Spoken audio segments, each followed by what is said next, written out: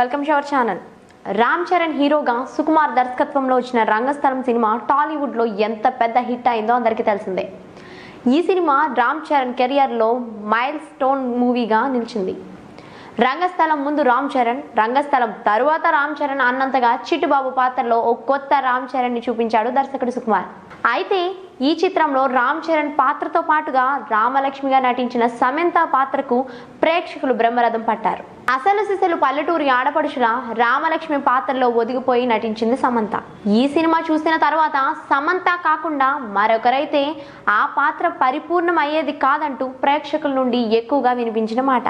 అయితే రామలక్ష్మి పాత్ర కోసం సమంతను రిజెక్ట్ చేశారట దర్శకుడు సుకుమార్. తాజాగా ఓ యూట్యూబ్ ఛానల్కి ఇచ్చిన ఇంటర్వ్యూలో సుకుమార్ మాట్లాడుతూ రంగస్థలం సినిమాలో సమంతను అయిష్టంగా ఒప్పుకున్నానని, అందుకు గల కారణాలను వివరించారు సుకుమార్. ఎంత పెద్ద స్టార్ హీరోయిన్ అయినా పెళ్లి తర్వాత సక్సెస్ అయిన సందర్భాలు లేవు. అయితే రంగస్థలం సినిమాలో సమంతను తీసుకోవడానికి గల కారణం ఏంటి అన్న ప్రశ్నకు సమాధానంగా, వాస్తవానికి నేను సమంతని ఈ సినిమాకి ఇష్టమై తీసుకోలేదు. ఒక మంచి ఆర్టిస్ట్ కావాలి, తెలుగు రావాలి.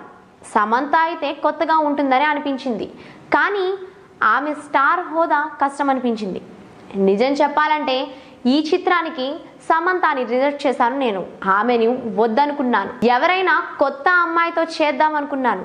ఎందుకంటే ఇద్దరు స్టార్లు సమంత, రామ్ చరణ్లను సెట్లో మెయింటెనెన్స్ చేయలేనేమో అనుకున్నాను. సెట్లోకి వెళ్ళిన తరువాత డైలాగులు రాసే బాపత నేను. అందువల్ల ఇద్దరిని వెయిటింగ్లో ఉంచి ఇద్దరికి వెళ్ళి సారీ చెప్పుకొని కొంచెం లేట్ అయిందని చెప్పలేనేమో అని అనిపించింది. అందుకే ఒక స్టార్ చాలనుకున్నాను. చరణ్ చాలా స్వీట్, డౌన్ టు ఎర్త్ లాంటి వాడు.